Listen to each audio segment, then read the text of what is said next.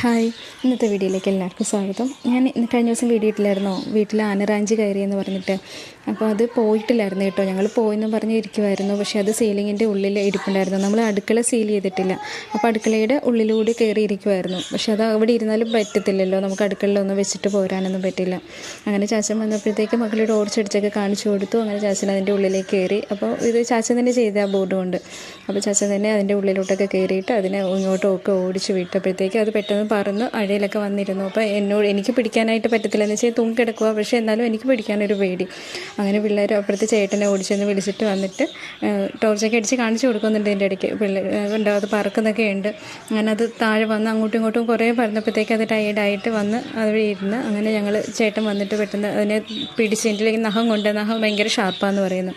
അപ്പോൾ അത് നഖമൊക്കെ കൊള്ളാതിരിക്കാൻ വേണ്ടി തുണിയൊക്കെ ഇട്ട് പെട്ടെന്ന് പിടിച്ചെടുത്തിട്ട് ഞങ്ങളതിന് പുറത്തേക്ക് പറന്നു വിട്ടു. അല്ലാതെ നമുക്ക് ഒത്തിരി നേരം അതിനെ അങ്ങനെ ഇരുത്താൻ പറ്റത്തില്ലല്ലോ, അടുക്കളയല്ലേ. ഉണ്ടോ, പിടിച്ചെടുത്തു, അങ്ങനെ പറത്തി വിട്ടു. ഓക്കേ.